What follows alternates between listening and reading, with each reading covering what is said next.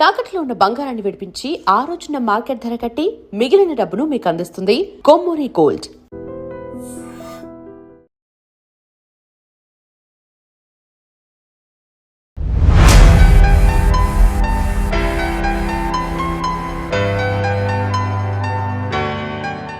ఐడ్రీమ్ ప్రేక్షకులకు నమస్కారం.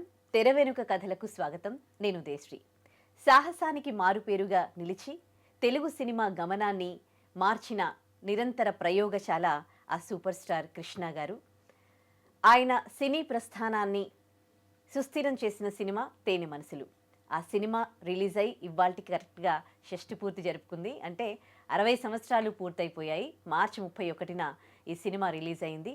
60 సంవత్సరాల తర్వాత కూడా ఒక సినిమా గురించి మనం ఇలా మాట్లాడుకుంటున్నామంటే అప్పట్లో ఆ సినిమా సృష్టించిన ప్రభంజనం అంతా ఇంత కాదు. మరి ఆ ప్రభంజనం ఏంటి తెలియజేయడానికి మనతో ఉన్నారు సీనియర్ జర్నలిస్ట్ భరద్వాజ్ గారు. మాట్లాడదాం.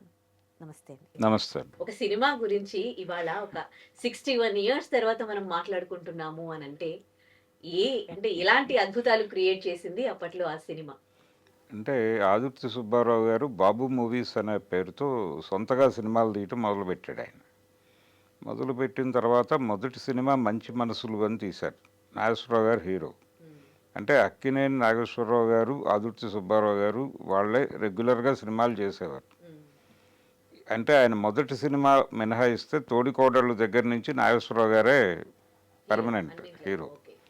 ఇలా నడుస్తున్నటువంటి ప్రయాణం మధ్యలో ఒక 2 సినిమాలు మాత్రం రామారావు గారితో చేశాడు ఆయన.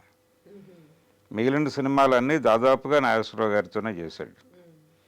ఈ చేస్తున్నటువంటి తరుణంలో ఈ సినిమాకి వచ్చేసరికి టోటల్గా మూగ మనసులు తర్వాత చేసిన సినిమా ఇది. మూగ మనసులు చాలా సెన్సేషనల్ హిట్ అది. ఆ సినిమా తర్వాత ఏం చేయాలి అనుకున్నప్పుడు టోటల్గా కొత్త ఆర్టిస్టులతో వెళదామని నిర్ణయం తీసుకున్నాడు ఆయన. ఇది చాలామందికి ఇన్స్పిరేషన్ కలిగించింది తర్వాత జనరేషన్లలో కూడా. అంటే ఆదుర్తి సుబ్బారావు గారు తేనె మనసులు సినిమా ఇన్స్పిరేషన్తోనే దాసరి నారాయణరావు గారు స్వర్గం నరకం అనే సినిమా తీశారు తర్వాత రోజుల్లో. ఆ తర్వాత జంధ్యాల గారు తీసిన ప్రతి సినిమాకి ఇన్స్పిరేషను తేనె మనసులే.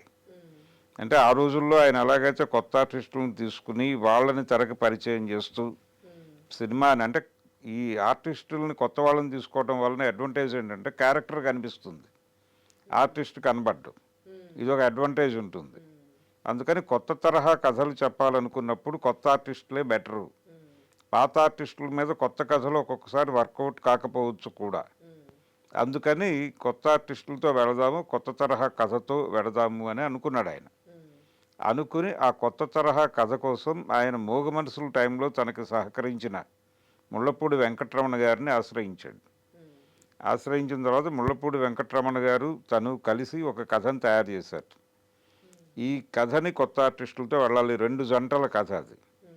ఈ 2 జంటలుగా ఒక జంట రామ్మోహను సుకన్య అయితే, రెండో జంట సంధ్యారాణి కృష్ణ గారు. ఇలా వీళ్ళ సెలక్షన్ కోసం ఒక పేపర్ అడ్వర్టైజ్మెంట్ ఇచ్చారు. అప్పుడు ఉన్నటువంటి మేజర్ పేపరే, అంతకుమించి వేరే అవకాశం లేదు. సినిమా పత్రికలు, పేపర్లు.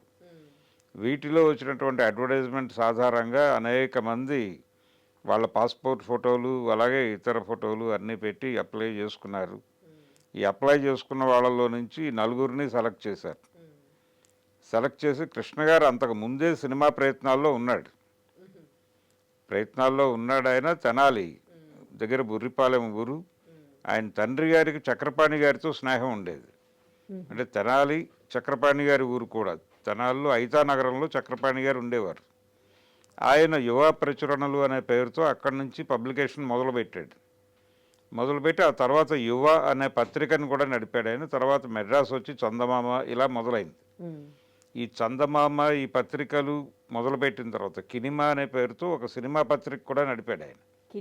కినిమా అనే పేరుతో సినిమా పత్రిక నడుపుతూ ఇవన్నీ కూడా బిఎన్ ప్రింటర్స్లో ప్రింట్ అయ్యేవి. ఆ ప్రెస్ నిర్వాహకుడు నాగిరెడ్డి గారు. ఆయనతో కలిసి ఫ్రెండ్షిప్ ఏర్పడి విజయ అనేటువంటి బ్యానర్ పెట్టి షావుకారు నుంచి ఆయన ప్రొడ్యూసర్గా మారాడు. ఇది చక్రపాణి గారి ప్రస్థానం. చక్రపాణి గారితో కృష్ణ గారి ఫాదర్కి తెనాల్లో ఉన్నప్పుడే స్నేహం ఉంది. ఉమ్, అందుకని తన కొడుకు సినిమాల్లో నటించాలి అనుకుంటున్నాను నేను అనగానే ఈయన ఏలూరులో చదువుకున్నాడు. కృష్ణ గారు తెనాలి అయినప్పటికీ ఈయన చదువు ఏలూరులో జరగడానికి కారణం ఏంటంటే ఈయన సినిమాలు ఈ గొడవ ఎక్కువైపోయి ఉమ్, చదువుకి దూరం అయిపోతున్నాడు అని చెప్పి తెనాలిలో ఉంచకుండా ఈయన తీసుకెళ్ళి గుంటూరులో కూడా ఎడ్యుకేషన్ ఉంది, ఉమ్, అయినప్పటికీ కొంచెం ఇంటికి దూరంగా ఉంటే సెటిల్ అవుతాడు అనే ఉద్దేశంతో తీసుకెళ్ళి అక్కడ పెట్టారు. ఉమ్, ఏలూరు కాలేజీలో చదివించారు. ఏలూరు కాలేజీలో ఈయనకి క్లాస్మేట్ మురళీమోహన్. ఉమ్, మురళీమోహన్ క్రాంతి కుమార్ గారు కూడా తర్వాత రోజుల్లో ఆయన ప్రొడ్యూసరు డైరెక్టరు అయ్యాడు. సీతారామయ్య గారి మనవరాలు ఇలాంటి సినిమాలు తీసినటువంటి క్రాంతి కుమార్ కూడా అప్పుడు కృష్ణ గారి క్లాస్మేటే. ఉమ్, ఉమ్, అక్కడి నుంచి ఆయన సినిమా పరిశ్రమలోకి వెళ్ళి తీరాలి అనే విషయాన్ని ఫాదర్కి చెప్పేశాడు. ఉమ్, చెప్పిన తర్వాత ఆయన చక్రపాణి దగ్గరికి తీసుకెళ్ళాడు ఈయన్ని. తీసుకెళ్తే చక్రపాణి గారు చూసి మరీ పల్చగా ఉన్నాడు, ఎంగేజ్, ఇప్పుడు సినిమాల్లో అటు ఇటు కానీ క్యారెక్టర్లు ఏవో ఇస్తారు, కొంచెం వెయిట్ చేస్తే బెటరు అని చెప్పాడు ఆయన. చెప్పిన తర్వాత ఈ వెయిట్ చేయటము అనే దానికి ఎలా అని రామారావు గారిని కూడా కలిశారు వెళ్ళి. ఉమ్, ఈయన ఎన్టీ రామారావు గారి అభిమాని కృష్ణ. ఉమ్, ఆయన ఏమంటాడో చూద్దామని ఆయన దగ్గరికి పెడితే ఆయన ఒక అడ్వైజ్ చేశాడు. ఈ డైలాగు గొంతుకు సంబంధించినటువంటి కసరత్తు రావాలంటే మీరు స్టేజ్ ప్లేస్ చేయండి, నాటకాల్లో నటించండి క్యారెక్టర్లు తీసుకుని, తద్వారా మీకు కొంత ఈ స్టేజ్ ఫియర్ పోతుంది. ఈ లోపు ఆయన చెప్పారు కదా చక్రపాణి గారు కొంచెం టైం తీసుకోమని, ఆ టైంని ఇలా వినియోగించండి. ఉమ్, ఇలా వినియోగిస్తే మీకు ఇక్కడికి వచ్చిన తర్వాత ఇన్స్టిట్యూషన్స్ ఏమి ఉండవు, డైరెక్టర్లు చెప్పింది ఫాలో కావాల్సి ఉంటుంది, పర్టికులర్గా డైలాగ్ మీద కమాండ్ రావాలి.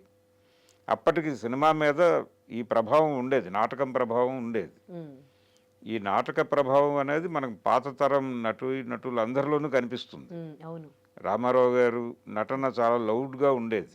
అవును, ఆ లౌడ్గా ఉండటానికి కారణం నటన ప్రభావం. అదే స్టేజ్ స్టేజ్, ప్రభావం. అదే, ఈ స్టేజ్ ప్రభావం ఉన్న రంగారావు గారు కొంచెం బ్యాలెన్స్ చేసేవాడు ఆయన. స్టేజ్ నటనకి సినిమా నటనకి ఉన్నటువంటి ఆ తేడాని గమనించి ఆ మోతాదు మిక్స్ చేసుకుని తన క్యారెక్టర్లని అలాగే నడిపాడు ఆయన. ఉమ్, ఎక్కడ లౌడ్గా ఉండాలి, ఎక్కడ కామ్గా ఉండాలి అనేది తెలిసిన నటుడు ఆయన. ఉమ్, రామారావు గారు చాలా ఎక్కువగా పౌరాణికాలు చేయటం వలన ఆయన ఆ లౌడ్నెస్సే క్యారీ అవుతూ వచ్చింది. ఉమ్, అయితే కృష్ణ గారికి కూడా అదే సలహా చెప్పాడు ఆయన, నువ్వు నాటకాల్లో నటిస్తే నీకు డైలాగ్ మీద పట్టు వచ్చేస్తుంది, ఉమ్, డైలాగ్ మీద పట్టు ఉండటం అనేది ఒక ప్రధానమైన క్వాలిఫికేషన్ ఇక్కడ ఉమ్, అని చెప్పాక ఈయన నటన స్టేజ్ వైపు షిఫ్ట్ అయ్యి గరికపాటి రాజారావు గారి దగ్గర చేరాడు ఈయన. ఆయన ప్రజానాట్య మండలి, ఆయన దగ్గర నటిస్తూ చైర్మన్ లాంటి నాటకాలు వాడేవాడు ఆయన. ఆ నాటకాల్లో క్యారెక్టర్లు చేస్తూ అక్కడ తర్ఫీదయ్యాడు. అక్కడ ఆయనకి ఆ నాటకాలకు మేకప్ చేసేటువంటి వ్యక్తితో పరిచయం అయింది. ఉమ్, ఆయనతోనే చివరి వరకు తన సినిమాల్లోకి వెళ్ళిన తర్వాత కూడా ఆయనతోనే ఆయన మేకప్ వేయించుకున్నాడు.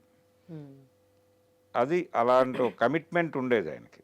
ఆ కమిట్మెంటు ఈ ప్రయాణంలో ఉండగా ఈ గరికపాటి రాజారావు గారి దగ్గర ఉన్న రోజుల్లోనే ఆయనకి ఈ సినిమా అవకాశం వచ్చింది. అంటే ఏదో ఒక సినిమాలో కనిపించాలి. మెడ్రాస్లోనే నాటకాలు ఆడేవాళ్ళు వీళ్ళు. ఉమ్, మెడ్రాస్లో ఆడుతున్న టైంలోనే రామారావు గారి పరువు ప్రతిష్టలో చిన్న క్యారెక్టరు ఇలాంటివి అలా కనిపించి వెళ్ళిపోయేటువంటి క్యారెక్టర్లు 2-3 చేశాడు ఆయన. ఓకే, దీనికన్నా ముందు తేనె మనసుల తేనె మనుషుల కన్నా ముందు. అంటే అసలు గుర్తుపట్టడమే కష్టం అయిపోయిన క్యారెక్టర్లు. ఏదో అంటే హీరో గారి వెనకాల ఉండేటువంటి ఫ్రెండ్స్ అలా కనిపించేవాడు ఆయన. అలా ఒక 2-3 సినిమాలు, జగయ్య గారి సినిమాలో ఒక దానిలో కనిపిస్తాడు. ఇలా నడుస్తున్నటువంటి టైంలో ఈ అడ్వర్టైజ్మెంట్ చూశాడు ఆయన. చూసి వీళ్ళని అప్రోచ్ అయ్యాడు. అప్రోచ్ అయిన తర్వాత కృష్ణ గారిని డైలాగ్ చూసి పట్టుకున్నాడు ఆయన. రామారావు గారు చెప్పిన అడ్వైజ్ ఉపయోగపడింది. ఉమ్, డైలాగ్ ఇబ్బంది లేకుండా చెప్పేస్తున్నాడు. కృష్ణ గారి అడ్వాంటేజ్ అది తర్వాత రోజుల్లో కూడా. ఉమ్, ఆయన డైలాగ్ని అద్భుతంగా చెప్పేస్తాడు. అది అంటే రెండోది ఆయనకి ఎక్కువ ఇదే టైం తీసుకోవాల్సిన అవసరం లేదు. ఉమ్, ఒక 2-3 సార్లు డైలాగ్ చూసుకుని చెప్పేయగలడు, ఎక్కువ టేక్స్ కూడా ఎక్కువ తీసుకో. టేక్స్ తీసుకోడు. అందుకని అదొక అడ్వాంటేజ్ కింద మారింది ఆయనకి. ఆ బలం చూసి ఆదుర్తి సుబ్బారావు గారు ఈయనకి టిక్ పెట్టాడు, ఉపయోగపడతాడు అని. రెండోది ఎనర్జెటిక్గా ఉన్నాడు, బాగున్నాడు అనే ఉద్దేశంతో తీసేసుకున్నాడు ఆయన.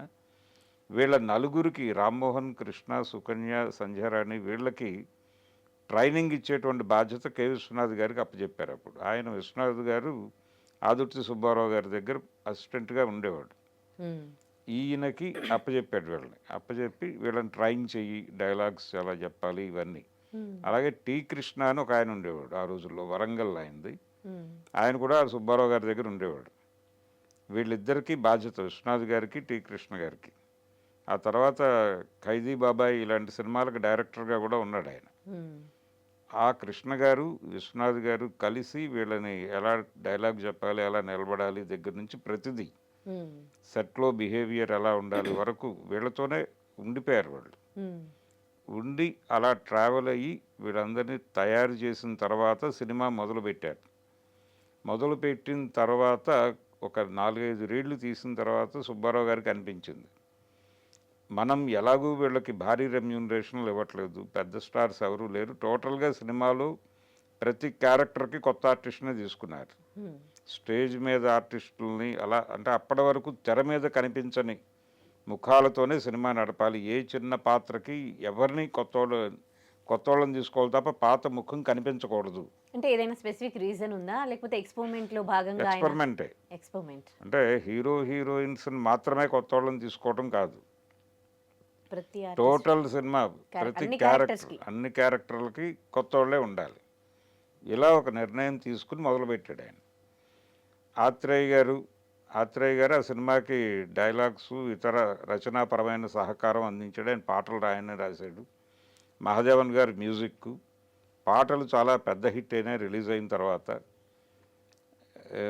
ఈ ఆడియో హిట్ అవ్వటము, సినిమా మీద ఎక్స్పెక్టేషన్స్ పెరుగుతున్నాయి కాబట్టి మనం ఇది ఎలాగూ డబ్బులు ఖర్చు పెట్టట్లేదు ఆర్టిస్టుల మీద, సో మనం ఎందుకు కలర్కి వెళ్ళకూడదు అనుకున్నాడు ఆయన. అనుకుని ఒక 5 రీళ్లు తీసిన తర్వాత ఆపేసి ఆ రీళ్ళు మొత్తం తగలబెట్టేసి అప్పుడు ఆయన కలర్ తెప్పించాడు. తెప్పించి అప్పుడు కలర్లో మళ్ళీ మొదలుపెట్టి అందరూ కొత్త తారలు, పంచరంగుల్లో సినిమా అని అడ్వర్టైజ్మెంట్లు మొదలుపెట్టారు. మొదలుపెట్టిన తర్వాత అదొక అట్రాక్షన్. అంటే చాలామందికి కృష్ణ గారికి దొరికిన ఒక అదృష్టం ఏంటంటే ఆయన హీరోగా నటించిన మొదటి సినిమానే కలర్లో రావటం. అప్పటి వరకు మొదటి రంగుల సినిమా అని చెప్పుకునేవాళ్ళు. ఇప్పుడు రామారావు గారికి మొదటి రంగుల సినిమా లవకుశ, అలాగే నాగేశ్వరరావు గారికి మొదటి రంగుల సినిమా అమరశిల్పి జక్కన, ఇలా ఉండేవి. ఈయనకి మొదటి సినిమానే కలర్ సినిమా. ఆ రోజుల్లో కలర్ ఫిల్మ్ బ్లాక్లో అమ్మేవాళ్ళు, అది తెచ్చుకోవడం కొంచెం కష్టంగా ఉండేది. ఎక్కువ హిందీ సినిమాలు కలర్లో నడిచేవి, మార్కెట్ పెద్దది కాబట్టి వాళ్ళది. లోకల్ మార్కెట్ సినిమాలన్నీ బ్లాక్ అండ్ వైట్లోనే నడిచేవి. వరల్డ్ మార్కెట్ని పట్టుకున్నటువంటి ఏరియాల నుంచి కూడా కలర్ సినిమాలు వచ్చేవి. తమిళనాడు ఆ ప్రయోగం చేసింది, వాళ్ళకి మలేషియా ఇవన్నీ మార్కెట్ ఉండేది. అందుకని ఎంజీఆర్ సినిమాలు కలర్లో వచ్చేవి, ఎన్టీఆర్ సినిమాలు బ్లాక్ అండ్ వైట్లో వచ్చేవి. ఇది Eastman colour cinema, first Eastman colour cinema of Krishna గారి, లేకపోతే తెలుగులో వచ్చిన first Eastman colour cinema? Eastman colour అనేది ఒకటి, ఆర్ఓ కలర్ అని ఇంకోటి ఉండేది, గేవా కలర్ అని ఉండేది. ఇలా ఈ కలర్ సినిమా, కలర్ ఫిల్మ్కి సంబంధించినటువంటి ప్రోడక్ట్ అది. ఈస్ట్మన్ కలర్ అనేది ఎక్కువ క్వాలిటీ ఉంటుంది అనేది ఉద్దేశం. అందుకని అది గేవా కలర్లో చేసిన సినిమాలు ఉన్నాయి మనకు, అంతకుముందు ఆర్ఓ కలర్లో చేసిన సినిమాలు ఉన్నాయి. ఇది ఈస్ట్మన్ కలర్ కొంచెం క్వాలిటీ ఉంటుంది, అప్పటికి హిందీ సినిమాలన్నీ దానిలోనే నడుస్తున్నాయి, అందుకని అది పట్టుకొచ్చారు. రామారావు గారి దేశోద్ధారకులు సినిమా కూడా ఈస్ట్మన్ కలర్ సినిమానే. అంటే కలర్ మొదలై కొంచెం ఊపందుకున్న తర్వాత మాత్రమే కలర్ సినిమా చేశాడు ఆయన కూడా. ఎందుకంటే ప్రొడక్షన్ కాస్ట్ పెరిగిపోతుంది, మన ఏరియా లిమిటెడ్, ఆ మేరకు డబ్బులు కలెక్ట్ అవుతాయా లేదా అనే డౌట్తోనే ఉండేవాడు ఆయన కూడా, రామారావు గారు కూడా. ఆ టైంలో మొదటి సినిమానే కలర్ అవకాశం రావటం అనేది ఒక అదృష్టం. ఇమ్మీడియట్గా వీళ్ళని రెండో సినిమా బ్లాక్ అండ్ వైట్లోనే తీశాడు మళ్ళీ ఆయన. తేనె మనసులు కలర్లో తీసి కన్నె మనసులు బ్లాక్ అండ్ వైట్లో తీశాడు సుబ్బారావు గారే. అంటే దీనికి వచ్చిన డబ్బులు బాగానే వచ్చినాయి, ఈ సినిమా చాలా పెద్ద హిట్ అయింది, విపరీతంగా డబ్బులు కలెక్ట్ చేసింది. 100 రోజులు ఆడింది. 100 రోజులు ఆడిన సినిమానే. ఆ రోజుల్లో ఎలా ఉండేదంటే 10 ప్రింట్లు అలా తీసేవాళ్ళు, 10 ప్రింట్లు తీసి ఏ సెంటర్లో మెయిన్ సెంటర్లో వేసేవాళ్ళు. వేసిన తర్వాత బి సెంటర్లకు వెళ్ళేది, ఒక మోస్తరు టౌన్స్కి వెళ్ళేది ఇదే ప్రింట్. అక్కడ తర్వాత సి సెంటర్లకు వెళ్ళేది, పల్లెటూర్లకి, టూరింగ్ టాకీస్లు ఆ ఏరియాకి వెళ్ళేది. అక్కడ అయిపోయిన తర్వాత మళ్ళీ ఏ సెంటర్లో సెకండ్ రిలీజ్ వేసేవాళ్ళు. ఇలా 5 ఏళ్ళు తిరిగేది. అంటే 5 ఏళ్ళ అగ్రిమెంట్ చేసుకునేవాళ్ళు డిస్ట్రిబ్యూటర్లతో. ఈ 5 ఇయర్స్ అగ్రిమెంట్లో ఎంత డబ్బులు తీసుకోవాలో అంత డబ్బులు చేసుకునేవాళ్ళు వాళ్ళు. ఇలా నడుస్తున్నటువంటి దశలో ఈ ఈ సినిమాకి వేసిన ప్రింట్లు కూడా తక్కువే, 13 ప్రింట్లు ఎంతో వేశారు. వేసి 13 సెంటర్లు వేసి 13 సెంటర్లోనూ నిలబడింది సినిమా. నిలబడింది, డబ్బులు వచ్చాయి, శతదినోత్సవాలు జరుపుకుంది. అయినప్పటికీ ఆయన ఇమ్మీడియట్ సినిమా అనౌన్స్ చేసి కన్నె మనసులు అది బ్లాక్ అండ్ వైట్లోనే తీశాడు. ఆ తర్వాత సినిమాలు కూడా బ్లాక్ అండ్ వైట్లోనే చేశాడు కృష్ణ గారు. సాక్షి కావచ్చు, ఈ ప్రయాణం, బాపు గారి సాక్షి సినిమాలో నటించాడు ఆయన. అది ఒక ప్రయోగాత్మక సినిమా. అది కూడా బల్లకట్టు కిష్టయ్య అనేటువంటి క్యారెక్టర్ చేశాడు దానిలో. ఇందులో డ్రిల్ మాస్టర్గా చేశాడు ఈ సినిమాలో. ఓకే. తేనె మనసులు వచ్చే టైం వరకు కూడా ఒక సినిమా అంటే ఎప్పుడు పెద్ద స్టార్సే, అంటే ఎన్టీఆర్, ఏఎన్ఆర్, ఏ రంగనాథ్ వీళ్ళు ఉండేవాళ్ళేమో. ఆ తర్వాత ఒక్కటేసారి కొత్త వాళ్ళని తీసుకొచ్చేసరికి సినిమా ఇండస్ట్రీ నుంచి ఆయన అంటే ఈ ఎలాంటి సపోర్ట్ అందుకున్నారా లేకపోతే విమర్శలు అందుకున్నారా? ఎందుకంటే ఉంటుంది కదా ఇండస్ట్రీలో ఎంతైనా కానీ. అవును. సో ఎట్లాంటి పరిస్థితులు ఉండే ఆ అప్పుడు? టైంలో చాలామంది ప్రయత్నాలు చేశారు. ఈ సినిమా కోసం ప్రయత్నం చేసిన వాళ్ళు కూడా చాలామంది తర్వాత స్టార్స్ అయిన వాళ్ళు ఉన్నారు. అంటే తేనె మనసులు సినిమా కోసం ప్రయత్నం చేసిన వాళ్ళలో కృష్ణరాజు గారు కూడా ఉన్నాడు. ఆయన కూడా వచ్చి తను ఒక అప్లికేషన్ ఇచ్చి సుందరం గారికి అప్రోచ్ అయ్యి ఆయన కూడా ఒక ఆడిషన్ ఇచ్చి వెళ్ళాడు కానీ ఆయన్ని సెలెక్ట్ చేయలేదు. కృష్ణ గారు చేసిన క్యారెక్టర్ కోసమే ఆయన్ని టెస్ట్ చేశారు. టెస్ట్ చేసి రిజెక్షన్కి గురయ్యాడు ఆయన. ఆ తర్వాత ఈ సెలెక్ట్ అయిన వాళ్ళకి ఆయన పార్టీ ఇచ్చాడు కృష్ణరాజు. తను సెలెక్ట్ కాకపోయినా కానీ సెలెక్ట్ అయిన వాళ్ళందరికీ విడిగా ఒక హోటల్కి తీసుకెళ్ళి భోజనం పెట్టించి, నేను సెలెక్ట్ కాలేదు కానీ ప్రయత్నం చేస్తున్నాను, మీరు సెలెక్ట్ అయ్యారు కాబట్టి మిమ్మల్ని అభినందిస్తున్నాను అని చెప్పి ఓ పార్టీ ఇచ్చాడు ఆయన. అలా వీళ్ళందరూ అప్పుడు సినిమా ప్రయత్నాల్లో ఉండేవాళ్ళు. అంటే అందరూ కొత్త ఆర్టిస్టులే వచ్చినప్పుడు. రామారావు గారు కూడా ఆయన ఎంట్రీ ఇచ్చింది కొత్తగానే, శ్రీమతి అనేటువంటి ఒక సినిమా కోసం ఆయన మొదట 47లో మొదటిసారి మేకప్ టెస్ట్ చేసుకున్నాడు ఆయన. అయితే ఆ సినిమా సెట్స్కి వెళ్ళకపోయేసరికి ఎల్వి ప్రసాద్ గారు ఆయనే డైరెక్ట్ చేసినటువంటి మన దేశం సినిమాలో ఒక పోలీస్ క్యారెక్టర్ కోసం తీసుకున్నాడు ఆయన. ఒక సబ్ ఇన్స్పెక్టర్ క్యారెక్టర్ కోసం తీసుకుని ఆ సెట్స్ మీద ఆయన్ని చూసి పల్లెటూరు పిల్లలో హీరో క్యారెక్టర్ ఇచ్చాడు బిఏ సుబ్బారావు గారు. ఇక ఆ తర్వాత ఆయన వెనక్కి తిరిగి చూడలేదు, హీరోగా సెటిల్ అయిపోయాడు ఆయన. అలా నాగేశ్వరరావు గారికి ఆయన railway station, Vijayawada railway station platform మీద చూసి ఘంటసాల బలరామయ్య గారు సీతారామ జరణం సినిమాలో అవకాశం ఇచ్చాడు. ఇలా అప్పుడు ఆర్టిస్టులను వెతుక్కునేవాళ్ళు. ఆ వెతుక్కునే దశ 60 నాటికి ముగిసింది. ఎందుకంటే వీళ్ళందరూ సెటిల్ అయిపోయారు. అంతకుముందు వచ్చిన న్యూ కమ్మర్స్ అందరూ స్టార్స్ అయిపోయారు. ఇక వాళ్ళతోనే సినిమాలు తీసేవాళ్ళు. ఒకసారి ఎప్పుడో చక్రపాణి గారిని ఒక జర్నలిస్ట్ అడిగాడు, ఎందుకు మీరు, అంటే విజయ సినిమా అంటే ఎన్టీ రామారావు గారే హీరో, నాగేశ్వరరావు గారు 2-3 సినిమాల్లో ఉన్నాడు కానీ ఆయన కూడా మిస్సమ్మలో కమెడియన్ క్యారెక్టర్ అయిన నాగేశ్వరరావుది. మాయాబజార్లో అభిమన్యుడిగా కనిపిస్తాడు కానీ ఆయన రోల్ తక్కువే. ఎందుకు మీరు ఎంతసేపు రామారావు గారు, సావిత్రి అలా వెళ్తారు, కొత్త ఆర్టిస్టులు ఎందుకు ఎక్స్పెరిమెంట్ చేయరు అని అడిగారు ఆయన్ని.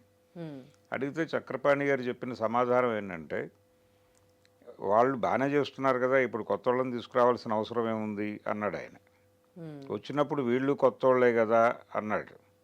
తర్వాత ఆయన చెప్పిన ఒక అద్భుతమైన క్లాసిక్ రిప్లై ఏంటంటే, ఇప్పుడు ఎన్టీ రామారావుని సావిత్రిని చూపిస్తే వీళ్ళిద్దరూ ప్రేమికులు అనే విషయం ఎస్టాబ్లిష్మెంట్ సీన్లేం అక్కర్లేదు. ఇతను హీరో, ఇతను ఎంఐ హీరోయిన్, వీళ్ళిద్దరూ ప్రేమించుకుంటున్నారని జనాలు ముందే ఫిక్స్ అయిపోతారు.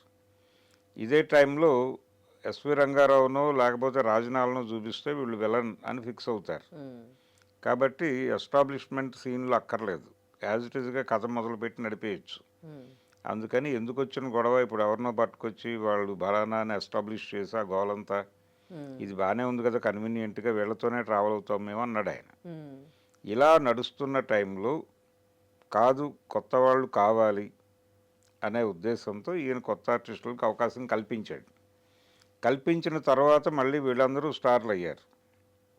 ఇలా ప్రతి తరంలోనూ కొత్త ఆర్టిస్టుల కోసం ఓ ప్రయోగం జరుగుతూనే వచ్చింది. ఓకే. ఇందులో ఈ రెండు జంటలు ఒక చిన్న కన్ఫ్యూజన్ మీద నడిచే కథ ఇది. ఇది ఒక నవల ఆధారంగా పక్షించిన ఆ. రేఖలు సమ్మది అదే కేఆర్కే మురళి గారు రాశారు. రకరకాల కథలు ఉన్నాయి ఈ స్క్రిప్ట్ వెనకాల. ఆహా.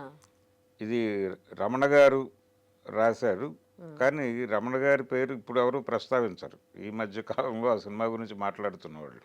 ఉమ్, ఒక చిన్న కాన్ఫ్లిక్ట్ ఉంటుంది ఈ కథలోనే. అంటే రామ్మోహన్ క్యారెక్టర్ కీలకం.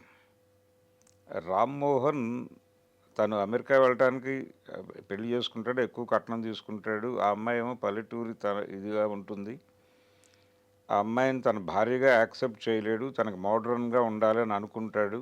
ఉమ్, కానీ పెళ్లి చేసేసుకున్న తర్వాత ఈ అమ్మాయి ఏమో మోడర్న్గా మారదు. ఉమ్, ఈ మోడర్న్గా మారని అమ్మాయితో ఎలా కాపురం అనుకుంటూ ఉన్న టైంలో తన ఆఫీస్లో పనిచేసే సంధ్యారాణితో ఆయన ప్రేమలో పడతాడు. ఉమ్, వీళ్ళిద్దరూ ఫ్రెండ్స్ ఉమ్, ఊరి నుంచి, ఈ హీరోయిన్ క్యారెక్టర్లు రెండు. ఉమ్, అప్పుడు ఈ అమ్మాయి నెమ్మదిగా తను అనే భ్రమ కల్పిస్తూ ఆ అమ్మాయిని ఎంటర్ చేస్తుంది. చేసి నువ్వు నీ భార్యతోనే కలుసున్నావు అని చెప్పి అలా ఏదో ఒక చిన్న విచిత్రమైన ట్విస్ట్ ఉండేటువంటి కథ ఇది. ఉమ్. ఈ ఈ కథ వర్కౌట్ అవుతుందా అని అనుకున్నారు, కానీ జనాలు బాగానే రిసీవ్ చేసుకున్నారు. అంటే అప్పట్లో సిచ్యువేషన్ కి తగ్గట్టుగా ఉందేమో, కొంచెం ట్రెండ్ మారడము. అవును, ఉమ్, అవును, డెఫినెట్గా ఆ ట్రెండ్ మారటము, అప్పుడు వచ్చినటువంటి యూత్ కనెక్ట్ అయింది ఆ సినిమాకి. ఉమ్, వాళ్ళకి కొత్తగా అనిపించింది. తెర మీద న్యూ ఫేసెస్, యంగ్గా ఉన్నారు. ఉమ్, రొటీన్నెస్ నుంచి కొంత వేరియేషన్ కనబడింది తెర మీద. అలాగే ప్రతి అంశంలోనూ మ్యూజికల్గాను సినిమా చాలా బాగుంటుంది, యూత్ఫుల్గా ఉంటుంది. ఘంటసాల గారే పాడినప్పటికీ కూడా ఆయనకు కూడా ఒక ఫ్రెష్నెస్ ఉంది. ఉమ్, అంటే అప్పటి వరకు ఆయన పాడిన పాటలకి ఈ సినిమాలో పాటలకి తేడా ఉంటుంది. ఉమ్, ఇది కావచ్చు, దీని తర్వాత వచ్చిన కన్నె మనసుల్లో పాటలు కూడా. ఉమ్, హృదయం లేని ప్రియురాల అనే పాట ఇప్పటికీ జనాలు వింటూ ఉంటారు. ఉమ్. అది కొత్తగా ఉంటుంది. ఈ సినిమాలో కూడా కృష్ణ గారికి పాడాడు ఆయన. కొత్తగా ఉంటుంది అది. ఇప్పుడు ఫస్ట్ సినిమాకి వచ్చినప్పుడు ఎంత పెద్ద ఆర్టిస్ట్ అయినా, ఎంత పెద్ద యాక్టర్ అయినా కానీ యాక్టింగ్లో కొన్ని లోపాలు ఉంటాయి. ఆ తర్వాత మెల్లమెల్లగా నెక్స్ట్ మూవీకి చాలా ఇంప్రూవ్మెంట్ అనేది మనం చూస్తూ ఉంటాం. కానీ ఫస్ట్ మూవీకే కృష్ణ గారు మంచి అప్రిషియేషన్ అందుకున్నారు అని విన్నాం. సో అప్పట్లో ఎలాంటి ప్రశంసలు అందుకున్నారు ఇండస్ట్రీ నుంచి అండి, బయటి జనాల ఆదరణ ఎట్లా ఉండింది ఆయనకి? అంటే యాక్చువల్గా సినిమా రిలీజ్ అయిన తర్వాత చూసిన ప్రేక్షకుల్లో కృష్ణ సక్సెస్ అవుతాడా లేదా అనే దానికంటే కూడా రామ్మోహన్ సక్సెస్ అవుతాడని అనుకున్నారు. రామ్మోహన్కి అప్పటికి ఆంధ్ర ప్రేక్షకులు ఒక బిరుదు కూడా ఇచ్చేశారు, ఆంధ్ర దేవానంద్ అని. అతను కొంచెం దేవానంద్లా కనిపిస్తున్నాడు అనే ఉద్దేశంతో ఆంధ్ర దేవానంద్ అన్నారు. కానీ ఆయన కెరియర్ పెద్ద గొప్పగా నడవలేదు.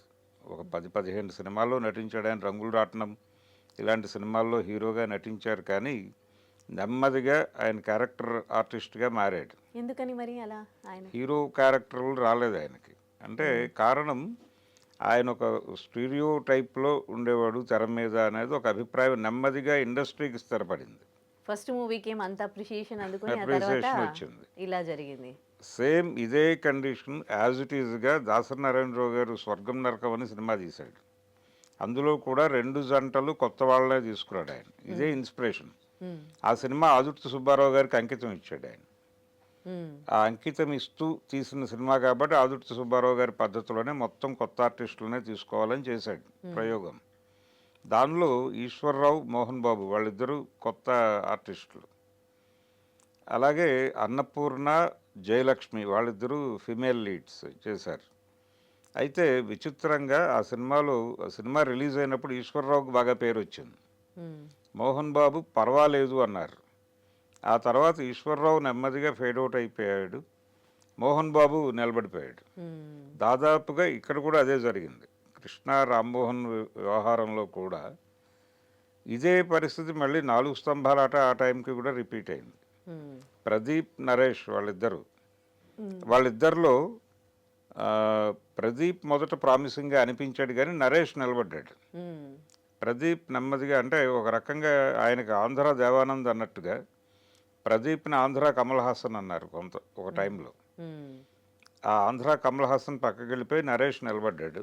ఉమ్, అలాగే మోహన్ బాబు నిలబడి ఈశ్వరరావు వెళ్ళిపోయాడు తర్వాత. అదే పద్ధతిలో రామ్మోహన్ రెగ్యులర్గా కృష్ణ గారి ప్రతి సొంత సినిమాలోనూ ఏదో క్యారెక్టర్ చేసేవాడు చివరి వరకు. ఉమ్, అదొక విచిత్రం. ఉమ్. ఆయన హైదరాబాద్ వచ్చి సెటిల్ అయ్యాడు తర్వాత. అంటే కృష్ణ గారి రిఫరెన్సా? కృష్ణ గారు తన ప్రతి సినిమాలోనూ తనకు ఒక క్యారెక్టర్ ఇచ్చేవాడు తన సొంత బ్యానర్లో. ఉమ్, పద్మాలయాలో తను తీసే సినిమా అంటే డెఫినెట్గా రామ్మోహన్కి ఒక క్యారెక్టర్ ఉంటుంది. ఉమ్, ఇలా ఆయన పిలిచి క్యారెక్టర్లు ఇచ్చి నడిపించిన పరిస్థితి ఉంది. ఉమ్, అప్పటికి ఆయన నటన నుంచి వెళ్ళిపోయిన తర్వాత కూడా తీసుకొచ్చేవాడు ఆయన. ఉమ్, తీసుకొచ్చి ఇదిగో రామ్మోహన్ ఇప్పుడు ఇలా ఉన్నాడు అని జనాలకు చూపించేవాడు. ఉమ్. అన్నయ్య క్యారెక్టర్లు ఇలాంటివి చేసేవాడు ఆయన. కృష్ణ గారు అంటే ఇప్పుడు ఆయన ఒక సిస్టమేటిక్ అని అంటారనమాట. అంటే మనకి అంటే కొంచెం ఒక 2-3 జనరేషన్స్ నుంచి తెలుసు, ఆయన చివరి రోజుల్లో మనకి తెలుసు. ఈయన ఫస్ట్ నుంచి కూడా కృష్ణ గారు ఒక సిస్టమేటిక్గా ఉండేవాళ్ళ, లేకపోతే తర్వాత సినీ ఇండస్ట్రీలో ఇవన్నీ నేర్చుకున్నావా, లేకపోతే అంటే ఫ్రమ్ ద బిగినింగ్ ఎలా ఉండేవారు? కృష్ణ గారికి అడ్వాంటేజ్ ఆయన డూండి గారి కళ్ళల్లో పడటం.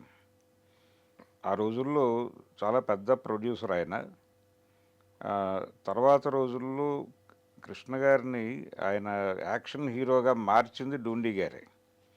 ఆయన గూఢచారి 116 సినిమా ప్రొడ్యూసర్. ఆయన దృష్టిలో పడ్డాడు ఈయన. అంటే సాక్షి ఆ టైంకి ఉమ్, కృష్ణని చూసి పర్టికులర్గా తేనె మనసులు సినిమా చూసినప్పుడే ఫిక్స్ అయ్యాడు ఆయన. అంతకుముందు ఎన్టీ రామారావు గారితోనే సినిమాలు తీసేవాళ్ళు వాళ్ళు. ఉమ్, గుడిగంటలు ఈ సినిమాలన్నీ వాళ్ళ బ్యానర్లో వచ్చినవే. రక్త సంబంధం కూడా వాళ్ళ బ్యానరే. ఉమ్, ఆ సినిమాలు తీస్తున్న టైంలో ఆయనకు ఒక యాక్షన్ సినిమా తీయాలని కోరిక పుట్టింది. ఉమ్, కోరిక పుట్టి అది స్పై మూవీ, ఈ గూఢచారి 116 అనేది. అది తీయాలి అనుకున్నప్పుడు ఒక యంగ్ ఎనర్జెటిక్ హీరో కోసం చూస్తున్నాడు ఆయన. ఆయనకి తేనె మనసులు సినిమా చూసినప్పుడు డ్రిల్ మాస్టర్గా ఈయన విన్యాసాలు అవన్నీ నచ్చినాయి. ఉమ్, నచ్చి తీసుకున్నాడు. తీసుకుని ఆ సినిమా చాలా పెద్ద హిట్ అయింది. అక్కడి నుంచి కృష్ణ కోసం ఒక జానర్ ఓపెన్ అయింది, యాక్షన్ జానరు, యాక్షన్ సినిమాలు అనేది. కరెక్ట్గా అదే టైంకి కృష్ణ గారు కేఎస్ఆర్ దాస్ అనే డైరెక్టర్, ఆయన యాక్షన్ డైరెక్టర్, ఆయనకి ఇతని మీద ఒక ఇంప్రెషన్ ఏర్పడింది. అక్కడి నుంచి వాళ్ళిద్దరి ప్రయాణం దాదాపు 40 సినిమాలు డైరెక్ట్ చేశాడు ఆయన కృష్ణతో. అలాగే కృష్ణ గారు ఎప్పుడు ఏ ఇబ్బందిలో ఉన్నా దాస్ గారు వచ్చి ఆదుకునేవాడు. ఉమ్, ఆయన అల్లూరి సీతారామరాజు సినిమా అంత ప్రాజెక్ట్ భుజాన వేసుకున్నప్పుడు ఉమ్, ఆ సినిమా ప్రారంభమయ్యి కొంత షూట్ అయిపోగానే ఆయన చనిపోయాడు, రామచంద్రరావు గారు డైరెక్టర్.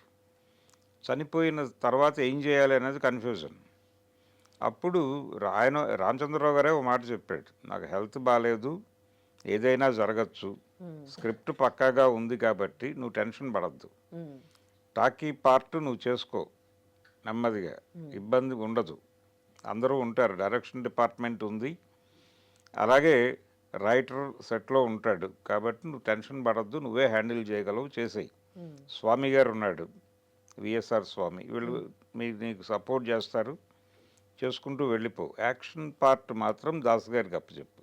ఉమ్, ఈయన ఆయనతో మాట్లాడితే నేను చేసి పెడతాను అన్నాడు. అలా సీతారామరాజులో టాకీ పార్ట్ మెజారిటీ కృష్ణ గారు డైరెక్ట్ చేసుకుంది. ఉమ్, సినిమా డైరెక్టర్గా ఆయన పేరు ఉంటుంది కానీ రామచంద్రరావు గారి పేరు. ఉమ్, ఆ సినిమాలో టాకీ పార్ట్ కృష్ణ గారు, యాక్షన్ పార్ట్ మొత్తం దాస్ గారు తీసిపెట్టాడు. అలాగే అదే కృష్ణ గారికి కురుక్షేత్రం సినిమాకి కూడా యుద్ధ సన్నివేశాలన్నీ దాస్ గారే తీసిపెట్టాడు. అలా యాక్షన్ డైరెక్టర్గా కేఎస్ఆర్ దాస్ గారికి ఒక ప్రత్యేక గుర్తింపు ఉండేది. ఆయన సినిమాల్లో రెగ్యులర్గా కృష్ణ గారే హీరో. ఉమ్, మోసగాళ్ళకు మోసగాడు ఇవన్నీ ఆయన డైరెక్షన్లో వచ్చిన సినిమాలే. ఉమ్, దొంగలకు దొంగ, దొంగల వేట, ఉమ్, దొంగలు బాబోయ్ దొంగలు, ఇలా విచిత్రమైన సినిమాలన్నీ తీసాడు ఆయన. ఆ సినిమాల ద్వారా ఈయన మాస్ ఆడియన్స్లో విపరీతంగా ఒక పట్టు వచ్చేసింది. ఉమ్, అంటే రామారావు గారి తర్వాత మాస్ హీరోగా ఎస్టాబ్లిష్ అయ్యాడు. ఉమ్, 76 నాటికి, అంటే అప్పటి వరకు రామారావు గారు, నాగేశ్వరరావు గారు, ఆ తర్వాత ప్లేస్లో కాంతారావు, ఇలా ఉండేది వరుస. వీళ్ళు హర్నాథ్ గారు, ఈ బ్యాచ్ ఉండేది, రామకృష్ణ, వీళ్ళని దాటుకుంటూ నెమ్మదిగా హర్నాథ్ గారు ఆయన స్వయంకృతాపరాధం, ఆయన ఆ డ్రింకింగ్ హ్యాబిట్ వలన ఆయన తన కెరియర్ తనే నాశనం చేసుకున్నాడు. ఆయన పక్కకి జరిగిన తర్వాత ఆ ప్లేస్లో కృష్ణ గారు ఎమర్జ్ అయ్యాడు. ఎమర్జ్ అయిన తర్వాత నెమ్మదిగా 76 నాటికి నాగేశ్వరరావు గారు కూడా రేసులో నుంచి తప్పుకునే పరిస్థితి. అప్పుడు 76 నుంచి దాదాపు రామారావు గారు వెళ్ళిపోయిన 81 వరకు ఎన్టీఆర్ తర్వాత కృష్ణయ్య అనే పరిస్థితి వచ్చేసింది. రెమ్యునరేషన్ పరంగా ఎవరు హై తీసుకునే వాళ్ళండి? అంటే ఆయన రామారావు గారే తీసుకునేవాడు. రామారావు గారి తర్వాత కృష్ణ గారా? అంటే దాదాపు పోటీ ఇచ్చేసాడు ఈయన, కృష్ణ గారు. రామారావు కృష్ణ అనే పరిస్థితి.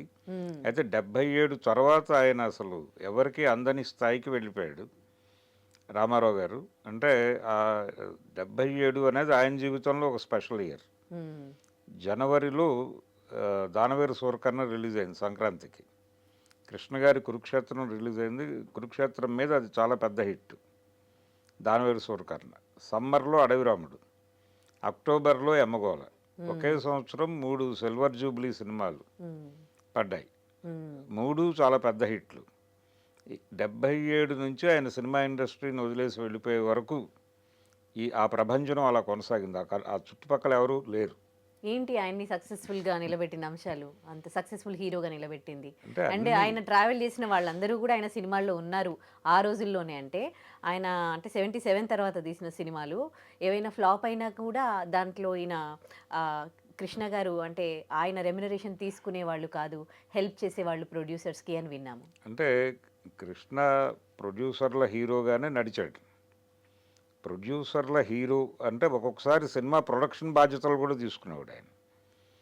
ఉదాహరణకు పండంటి కాపురం అనే సినిమా ప్రభాకర్ రెడ్డి గారు ప్రారంభించాడు. ఆయనే కథకుడు కూడా.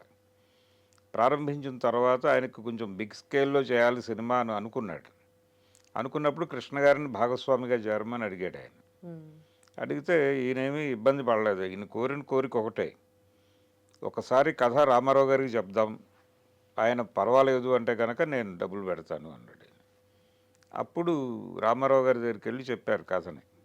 చెప్తే ఇది మా ఉమ్మడి కుటుంబం లాంటి కథే కదా, ఇది ఆడుతుంది, నో ప్రాబ్లం, డబ్బులు పెట్టచ్చు, గ్యారంటీ ఉంది అని చెప్పాడు ఆయన. ఆయన చెప్పిన తర్వాత ఈయన డబ్బులు పెట్టాడు సినిమాకి. అది చాలా పెద్ద హిట్ అయింది.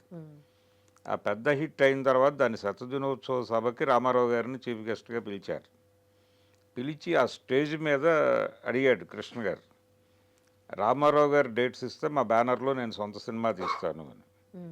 ఆయన కూడా స్టేజ్ మీద కమిట్మెంట్ ఇచ్చాడు. అలా వచ్చిన సినిమా దేవుడు చేసిన మనుషులు. అలా తన అభిమాన హీరోతో తన బ్యానర్లో సినిమా చేయాలనే కోరికను తీర్చుకున్నాడు ఆయన.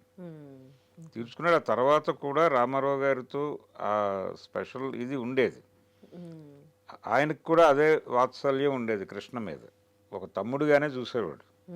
ఆయన నాగేశ్వరరావు గారితో కూడా ఒక 4-5 సినిమాల్లో నటించాడు, కానీ రకరకాల క్యారెక్టర్లు చేశాడు. ఎన్టీఆర్తో ఆయన నటించిన అన్ని సినిమాల్లోనూ, స్త్రీ జన్మ దగ్గర నుంచి అన్ని సినిమాల్లోనూ తమ్ముడుగానే నటించాడు. విచిత్ర కుటుంబంలోనూ తమ్ముడే, స్త్రీ జన్మలోనూ తమ్ముడే, దేవుడు చేసిన మనుషుల్లోనూ తమ్ముడే. ఆ తర్వాత వయ్యారి భామలు వగలమారి భర్తలు అనే సినిమాలో కూడా తమ్ముడుగానే నటించాడు. అలా వాళ్ళ మధ్య ఒక బాండింగ్. రామారావు గారి మీద చాలా సినిమాలది కూడా తీశాడు ఈయన, రామారావు గారిని విమర్శిస్తూ పొలిటికల్ సినిమాలు తీసినప్పుడు కూడా. ఆయన కృష్ణ గారు కలిసినప్పుడు ఒక పెళ్లిలో కలిస్తే, నా మీద సినిమాలు తీస్తున్నావు, బాగానే ఉంది, డబ్బులు వస్తున్నాయా, నష్టపోతే వద్దు, అనవసరంగా ఎవరో పొలిటీషియన్స్ చెప్పారని నువ్వు సినిమాలు తీసి అనవసరంగా నష్టపోవద్దు. అంటే ఆయన యాంటీగా తీసేవారా లేకపోతే స్టోరీస్? యాంటీగానే తీసేవాడు. చాలా అంత మంచి రిలేషన్ ఎందుకు అలా బ్రేక్ అయింది? అయినప్పటికీ ఆయన ఏమనుకునేవాడు కాదు. కృష్ణ పట్ల ఇది అలాగే ఉండేది ఆయన. అంటే ఎక్కడ చెడింది వీళ్ళ బంధం? అంటే చెడలేదు, వాళ్ళు విమర్శ ఉండేది, కానీ ఈయన కాంగ్రెస్ పార్టీతో ట్రావెల్ అయ్యేవాడు. ఓకే. కృష్ణ గారు ఆయన తెలుగుదేశం. అయినప్పటికీ తన 300వ సినిమాకి రామారావు గారితోనే క్లాప్ కొట్టించుకున్నాడు ఈయన. ఓ సూపర్. కృష్ణ గారు ఆయనే వచ్చి ఆ రోజు షూటింగ్ ప్రారంభించాడు తెలుగు వీరలేవరా అనే సినిమాకి. ఇది ఉండేది, వెళ్ళి కలిసేవాడు ఈయన, మాట్లాడేవాడు. ఈ డిఫరెన్సెస్ ఉన్నప్పటికీ నటుడిగా ఆయనకి ఇవ్వాల్సిన స్థానం ఇచ్చే వ్యవహరించేవాడు ఈయన. అలాగే ప్రతి సందర్భంలోనూ ఆయన పిలిచి మందలించేవాడు ఇతను కృష్ణుని. అది విన్న సందర్భాలు ఉన్నాయి, వినని సందర్భాలు కూడా ఉన్నాయి. సీతారామరాజు సినిమా చెయ్యొద్దు అని చెప్పాడు ఆయన. చెయ్యొద్దు అంటే స్క్రిప్ట్ ఎలా పెడుతుందో ఆయనకు ఒక ఐడియా ఉంది. మహారాజు గారి ముందు ఆయనకే చెప్పాడు. ఆయన ఓన్గా జయసింహ తర్వాత సీతారామరాజు చేయాలనుకున్నాడు. అనుకుని ఆ ప్లేస్లో పాండురంగ మహత్యం చేశాడు ఆయన. అప్పుడు ఆయనకు కొన్ని సందేహాలు ఉన్నాయి స్క్రిప్ట్కి సంబంధించి. అవి లేకుండా చెయ్యొచ్చు అని ఈయనకి కంచుకోట తర్వాత చెప్పాడు ఈయన మహారథి గారు. అయినా ఈయన కన్విన్స్ కాల. అదే పద్ధతిలో మీరు సినిమా తీయబోతున్నారు, వద్దు, సీతారామరాజు క్యారెక్టర్కి అది కరెక్ట్ కాదు అని చెప్పాడు ఆయన. స్క్రిప్ట్ వైపు నుంచి కొంత గందరగోళం ఉందని ఈయన ఉద్దేశం రామారావు గారిది. అన్నప్పుడు మీరు చేస్తానంటే నేను మానేస్తాను అన్నాడు ఆయన. నేను చేయను, నువ్వు చేయొద్దు అని చెప్పాడు ఆయన. ఆ మాట అన్న తర్వాత ఈయన చొరవ తీసుకుని సినిమా చేశాడు. చేసిన తర్వాత ఆయన సినిమా చూడలేదు, కొంతకాలం ఈయనతో మాట్లాడలేదు. కృష్ణని పట్టించుకోవడం మానేశాడు. ఈ సీతారామరాజు అనౌన్స్మెంట్ వచ్చిన తర్వాత ఆయన దేవుడు చేసిన మనుషులు సద్దినోత్సవానికి కూడా వెళ్ళాల రామారావు గారు. ఆయన నటించిన సినిమా ఆ బ్యానర్లో అది 100 days ఫంక్షన్ జరిగింది. ఆయన దాన్ని బాయ్కాట్ చేశాడు ఆయన నిరసనగా. అయినప్పటికీ తర్వాత ఎప్పుడూ ఆయనకి వేరే ప్రొడ్యూసర్ వచ్చి ఆయనతో సీతారామరాజు తీయాలనుకున్నాడు. అనుకున్నప్పుడు పక్కనున్న రైటర్స్ చెప్పారు, మీరు ఒకసారి కృష్ణ గారి సినిమా చూస్తే బాగుంటుంది అని. అప్పుడు కృష్ణని పిలిచి నేను సీతారామరాజు చూడాలనుకుంటున్నాను అన్నాడు ఆయన. అప్పుడు స్పెషల్ స్క్రీనింగ్ ఏర్పాటు చేసి ఇన్ని తీసుకెళ్ళి కూర్చోబెట్టి సినిమా చూపించాడు ఆయన. తనే పక్కన కూర్చొని సినిమా చూసి ఇంతకంటే చేయగలిగింది ఏం లేదు, దీన్ని వదిలేసేయండి అన్నాడు. అలా డ్రాప్ అయింది ఆ ప్రాజెక్ట్ మళ్ళీ. అలా 3 సార్లు రామారావు గారు వదిలేసిన ప్రాజెక్ట్ సీతారామరాజు, రకరకాల కారణాలు. అలా ఆయన బాండింగ్ ఎన్టీఆర్తో అలాగే నడిచింది. అలాగే తను పార్టీ పెట్టాలనుకున్నప్పుడు కూడా కృష్ణ గారిని ఆహ్వానించాడు ఆయన రమ్మని. అయితే ఆయన అనుకున్నది ఏంటంటే కెరియర్ పరంగా ఇది నిలబడే టైం అనుకున్నాడు ఆయన. అనుకుని రామారావు గారు వెళ్ళిపోయిన తర్వాత తెలుగు మాస్ సినిమాకి కృష్ణ ఒక్కడే దిక్కు అనేటువంటి పరిస్థితి. అందుకని ఆయన నేను రాజకీయాల్లోకి రాను అని చెప్పాడు. కానీ తర్వాత ఇందిరాగాంధీ గారి మరణం, రాజీవ్ గాంధీ ప్రెజర్ తీసుకొచ్చాడు ఈయన మీద. అంటే ఎన్టీఆర్ని ఎదుర్కోవడానికి మనకు కూడా సినిమా గ్లామర్ ఉండాలి, ఆయనతో ధీటైనటువంటి ఇమేజ్ ఉన్న ఆర్టిస్ట్ ఎవరు అన్నప్పుడు కృష్ణ గారు దొరికాడు వాళ్ళకి. అలా కృష్ణ గారిని పట్టుకొని రాజీవ్ గాంధీ గారు కొంత నడిపించే ప్రయత్నం చేశాడు. అది ఏలూరు నుంచి 2 సార్లు కంటెస్ట్ చేశాడు. ఒకసారి గెలిచాడు, ఒకసారి ఓడిపోయాడు. ఆ తర్వాత రాజీవ్ గాంధీ గారి అసాసినేషన్ జరిగిన తర్వాత టోటల్గా రాజకీయాలకు దూరం అయిపోయాడు. ఆ టైంలో అనివార్యంగా పార్టీ కోసం కొన్ని సినిమాలు తీయాల్సి వచ్చి అది రామారావు గారికి వ్యతిరేకంగా తీయాల్సి వచ్చింది. అయినప్పటికీ రిలేషన్ ఇబ్బంది పెట్టుకోలేదు ఆయన. రిలేషన్ యాజ్ ఇట్ ఈస్గా ఆయన పలకరించేవాడు. ఈయన ఎక్కడ కనిపించినా, ఈయన ఎప్పుడు వెళ్ళినా ఆయన ఏదో మాట్లాడేవాడు. ఆ ఇది నడిచింది వాళ్ళ మధ్య, ఆ బాండింగ్. అన్నదమ్ములుగానే ఉన్నారు వాళ్ళు. అప్పట్లో సినిమాల హీరోల మధ్య సంబంధాలు, ఇప్పట్లో సినిమా హీరోల మధ్య సంబంధాలు చూసి మీకేమనిపిస్తుంది? ఇక్కడ వాళ్ళ ఫ్యాన్స్ కొట్టుకొని చేస్తారు, వాళ్ళు మాత్రం చాలా బాగుంటారు రిలేషన్స్ పరంగా. అప్పుడు కూడా కోల్డ్ వార్ మాత్రం ఉంటుంది ఎక్కడో సినిమాల మధ్య. లేదు, ఉంటుంది, స్పర్ధ ఉంటుంది.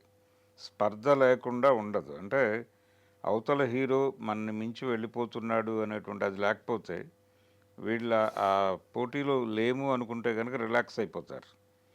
అందుకని ఆ స్పర్ధ కంటిన్యూస్గా ఉంటుంది, రిలేషన్ కూడా ఉంటుంది. కానీ కొన్ని సందర్భాల్లో కొన్ని ప్రత్యేకమైన అంశాలప్పుడు విభేదాలు రావచ్చు. ఆ రోజున కూడా ఉన్నాయి. రామారావు గారు, నాగేశ్వరరావు గారు కూడా స్నేహంగానే ఉండేవాళ్ళు. కానీ పర్టికులర్గా కొన్ని విషయాల పట్ల ఈయన మొండిగానే ఉండేవాడు రామారావు గారు. ముఖ్యంగా ఆయన హైదరాబాద్ షిఫ్ట్ అవటం, హైదరాబాద్కి సినిమా పరిశ్రమ, ఇలాంటి విషయాల్లో ఆయనకు వేరే అభిప్రాయాలు ఉండేవి. ఆయన ఓపెన్గా నాగేశ్వరరావు గారిని క్రిటిసైజ్ చేస్తూ పత్రికల్లో వ్యాసాలు రాశాడు రామారావు గారు. అయితే అంతకు ముందు వీళ్ళిద్దరూ స్నేహంగానే ఉండేవాళ్ళు. కలిసి దాదాపు 15 సినిమాలు నటించారు వాళ్ళు. నటించి ఆ టైంలో ఏదో ఒక ఊర్లో ఇద్దరు ఒకే వేదిక మీద ఉండాలి. ఆ వెడుతున్న టైంలో నాగేశ్వరరావు గారు అన్నారట చూసి, ఒకే కారులో ట్రావెల్ చేస్తున్నారు వీళ్ళు, ఉమ్, ఈ ఊళ్ళో మీ అభిమానులు ఎక్కువ మంది ఉన్నట్టున్నారు బ్రదర్ అన్నట్టు ఆయన రామారావు గారితో. ఉమ్, ఉమ్, ఉమ్, ఎలా చెప్పగలుగుతున్నావు నువ్వు అన్నట్టు ఆయన. ఉమ్. లేదు దాదాపు నా పోస్టర్లు అన్నిటి మీద పేడేసి ఉంది అన్నట్టు ఆయన. ఆహాహాహా. కృష్ణ అంత గారి పోస్టర్స్ పైన కృష్ణ పేడ. గారు కదా, నాగేశ్వరరావు గారు. Nageswara, okay okay. అంటే నా పోస్టర్లు అన్నిటి మీద పేడ ఉందంటే మీ అభిమానులు ఎక్కువ మంది ఉన్నట్టున్నారు ఈ ఊళ్ళో అని చెప్పాడు ఓకే. ఆయనే. ఆహాహా. అంత స్నేహం ఉండేది. కేవలం ఒక రాజకీయాలే వీళ్ళ మధ్యలో ఈ విభేదాలకి కారణం అని కృష్ణ అనుకోవచ్చు. రామారావు మధ్య పాలిటిక్సే. పాలిటిక్స్. పాలిటిక్సే విభేదాలు తీసుకొచ్చాయి కానీ వాళ్ళు దానికి అతీతంగానే వ్యవహరించారు. అలాగే తన జనరేషన్ హీరోలు అందరితోనూ మంచి సంబంధాలే ఉండేవి కృష్ణకి. అంటే శోభన్ బాబు గారితోనూ, కృష్ణరాజుతోనూ, చంద్రమోహన్ కూడా అదే టైంలో వచ్చాడు. చంద్రమోహన్ దాదాపుగా పద్మాలయ సినిమాల్లో ప్రతి దానిలోనూ ఉండేవాడు గ్యారంటీగా. విజయకృష్ణ బ్యానర్లో వచ్చిన ప్రతి సినిమాలోనూ చంద్రమోహన్కి ఒక క్యారెక్టర్ ఉండేది. కృష్ణ లేని సినిమాలు ఉన్నాయి ఆ బ్యానర్లో, చంద్రమోహన్ లేని సినిమా లేదు. అంత స్నేహం ఉండేది వాళ్ళ అంటే మధ్య. ఈ బ్యానర్ వాళ్ళు వీళ్ళని హీరోగా పెట్టుకోవడము అలాంటివి ఉండేవా లేదు, అప్పుడు ఎక్కువ? విజయకృష్ణ ఆయన సొంత బ్యానరే, కృష్ణ గారి సిస్టర్ కన్సర్న్ అది. పద్మాలయ, విజయకృష్ణ ఆ రెండు బ్యానర్లు, ఆ రెండు బ్యానర్లోనూ సినిమాలు తీసేవాడు ఆయన. విజయకృష్ణలో కృష్ణ గారు లేకుండా వచ్చిన సినిమా సంఘం చెక్కిన శిల్పాలు, అందులో చంద్రమోహన్ హీరో. అలా ఇంకొక సినిమా ఏదో చేశారు, విజయ నిర్మల్ డైరెక్షన్లో వచ్చేవి అందులో. ఆ విజయ నిర్మల్ గారు డైరెక్ట్ చేసిన 2-3 సినిమాల్లో కృష్ణ గారు లేరు కానీ చంద్రమోహన్ ఉన్నాడు. అలా ఆయన సొంత బ్యానర్లో ఆయన లేకుండా కూడా తను హీరోగా నటించిన పరిస్థితి. అలాగే కృష్ణ గారికి ఒక క్రెడిట్ ఉంది, అది ఇండస్ట్రీలో ఇంకెవరూ బ్రేక్ చేయలేని పరిస్థితి ఇప్పటికీ ఎప్పటికీ కూడా. అదేంటంటే తెలుగులో అన్ని మల్టీ స్టారర్లు చేసినటువంటి హీరో ఇంకొకళ్ళు లేరు ఆయన చేసిన. అంటే దాదాపుగా తన ముందు జనరేషన్ హీరోలు రామారావు గారితో చేశాడు ఆయన, నాగేశ్వరరావు గారితో చేశాడు. తన జనరేషన్ హీరోలు శోభన్ బాబు, అలాగే కృష్ణరాజు, వీళ్ళందరితోనూ చేశాడు. చంద్రమోహన్, వీళ్లతో చేస్తూనే తన నెక్స్ట్ జనరేషన్ హీరోలతో కూడా నటించాడు ఆయన. చిరంజీవితో సినిమా చేశాడు ఆయన, తోడు దొంగలు అనే సినిమా. అంతకుముందు కృష్ణ గారు 2-3 సినిమాల్లో చిరంజీవి విలన్గా నటించాడు. ఏది కొత్తపేట రౌడీ, కొత్తల్లుడు, ఆ 2 సినిమాల్లోనూ చిరంజీవి విలన్. కృష్ణ గారి చేతుల్లో దెబ్బలు తింటాడు ఆయన. ఆ తర్వాత తోడు దొంగల సినిమాలో తనతో సమానమైనటువంటి క్యారెక్టర్ ఇచ్చారు ఆయనకి, చిరంజీవికి. అలా చిరంజీవితో చేశాడు, తర్వాత నాగార్జునతో చేశాడు వారసుడు సినిమా. తన తర్వాత జనరేషన్ హీరోలతోనూ, తన ముందు జనరేషన్ హీరోలతోనూ, తన జనరేషన్ హీరోలతోనూ ఇంతమందితో మల్టీ స్టారర్లు చేయటం అనేది ఇంకొక హీరో ఎవరూ చేయలేదు. అది కృష్ణ గారి పేరుతోనే ఆ రికార్డ్ ఎప్పటికీ ఉంటుంది. అలా ఆయన చేసినటువంటి సాహసాలు తెలుగు సినిమాకు సంబంధించి, ఆయన మొదటి సినిమా కలర్లో రావటం ఒక వండర్ అయితే, తెలుగుకి స్కోప్ పట్టుకొచ్చింది కృష్ణ గారే. అల్లూరి సీతారామరాజు అనే సినిమా, అది 3వ సినిమా మొత్తం భారతీయ చలనచిత్ర పరిశ్రమలోనే 3వ సినిమా, అది స్కోప్లో వచ్చిన సినిమా కాబట్టి అదొక ప్రయోగం. తర్వాత 70mm ఆయనే తీసుకొచ్చాడు సింహాసనం సినిమాతో. ఇలా అనేక ప్రయోగాలు. అలాగే బాండ్ సినిమాలు, యాక్షన్ సినిమాలు ఆయనే. తర్వాత ఒక బిగ్గర్ వేలో ఒక అంటే అప్పటికి జానపదాలు రాజ్యమేలుతున్న టైంలో కౌబాయ్ సినిమా అనే దాన్ని పట్టుకొచ్చి ఇండియన్ స్క్రీన్ మీదే, ఇండియన్ స్క్రీన్ మీద ఒక బిగ్గర్ స్కేల్లో కౌబాయ్ సినిమా చేసిన హీరో కూడా ఆయనే, ప్రొడ్యూసర్ కూడా ఆ సినిమాకి ఆయన. అంటే తను ఇష్టపడి చేసినటువంటి సినిమా అది. దాస్ గారు ఉన్నారనే భరోసాతో మొదలుపెట్టాడు అది. అది బాగా వర్కౌట్ అయింది, చాలా పెద్ద విజయం సాధించింది. ఇలా ఇన్ని ప్రయోగాలు, ఇన్ని ఇన్నోవేషన్స్, తెలుగు సినిమాని టెక్నికల్గా అడ్వాన్స్ చేసినటువంటి ప్రొడ్యూసరు, నటుడు కృష్ణ. అలాగే తెలుగు సినిమాకి తన తర్వాత ఇంకొక సూపర్ స్టార్ని అందించిన ఘనత కూడా ఆయనదే, మహేష్ బాబుని. అలా ఆయన డైరెక్టర్గా కూడా మంచి సినిమాలు చేశాడు. సింహాసనం ఆయన డైరెక్ట్ చేసిన మొదటి సినిమా, కానీ యాక్చువల్గా ఆయన డైరెక్ట్ చేసిన మొదటి సినిమా పేరు పడదు, సీతారామరాజు ఆయన డైరెక్ట్ చేసుకున్న సినిమానే. రామచంద్రరావు గారి తర్వాత ఫస్ట్ షెడ్యూల్ వరకు మాత్రమే ఉన్నాడు ఆయన, చనిపోయాడు. తర్వాత మ్యాక్సిమం ఈయనే చేసుకున్నాడు. యాక్షన్ పార్ట్ మాత్రం దాస్ గారు చేసి పెట్టాడు. అలా తెలుగు సినిమాకి కృష్ణ గారు అంటే ఒక యాక్షన్ కౌబాయ్ సినిమా హీరోగా గుర్తుంటాడు. అలాగే ఈయన ఆదుర్తి సుబ్బారావు గారికి చివరి వరకు అదే వినయంతో ఉన్నాడు. ఆయన తను పరిచయం చేసిన డైరెక్టర్గా ఆయనకి ఇచ్చిన గౌరవం అలాగే చివరి వరకు ఉంది. అంటే ఆయన ఒకసారి ఫైనాన్షియల్గా ఇబ్బందుల్లో ఉన్న టైంలో ఒక సినిమా చేద్దాం మనం అని చెప్పి డిజైన్ చేసి మాయదారి మల్లిగాడు అనే సినిమా, అది మళ్ళీ చాలా పెద్ద హిట్ ఆ సినిమా. ఆ సినిమా దగ్గర నుంచి మళ్ళీ నిలబడ్డాడు ఆయన. తర్వాత గాజుల కృష్ణయ్య, ఆ సినిమాలన్నింటిలోనూ కృష్ణ గారే వరుసగా ఆయన బ్యానర్లో, ఆదుర్తి గారి బ్యానర్లు. ఆయన చనిపోయిన తర్వాత కూడా ఆ ఫ్యామిలీకి హెల్ప్ అవ్వాలని చెప్పి వాళ్ళ అబ్బాయిని ప్రొడ్యూసర్గా పెట్టి ఈయనే మొత్తం చూసుకుని సినిమాలు తీశాడు ఈయన వాళ్ళ కోసం. సిరిమల్లె నవ్వింది ఇలాంటి సినిమాలు. ఈ రీసెంట్గా ఎవరో ఆదుర్తి సుబ్బారావు మీద ఒక పుస్తకం రాస్తే దాని పబ్లిషింగ్ వ్యవహారం దగ్గర నుంచి మొత్తం తనే చూసి తన ఇంట్లోనే దాని ఆవిష్కరణ సభ పెట్టి విశ్వనాథ్ గారితో ఆవిష్కరణ జరిపి అలా చేసినటువంటి, అంటే గురువు పట్ల అంత విధేయత చూపించాడు ఆయన చివరి వరకు, ఆయన వెళ్ళిపోయిన తర్వాత కూడా. ఇప్పటికీ ఇన్ని సంవత్సరాలైనా కానీ ఆయన సినిమా గురించి మాట్లాడుకుంటే ఆయన గురించి కూడా మాట్లాడుకుంటున్నాము అంటే ఆయన విధేయత, ఆయన వినయం ఎప్పటికీ చిరస్థాయిగా నిలిచిపోయేలా ఆయన ప్రవర్తించారు సినిమా ఇండస్ట్రీలో. డెఫినెట్లీ టోటల్ కెరియర్కి అంకురార్పణ చేసినటువంటి సినిమా తేనె మనసు. అది ఇప్పుడు షష్ఠపూర్తి జరుపుకున్న సందర్భంగా మనం మాట్లాడుతున్నాం. Right, thank you so much sir. ఈ సినిమా గురించి, ఒక అద్భుతమైన సినిమా గురించి చాలా చాలా మంచి విషయాలు మాకు తెలియజేశారు. Thank you.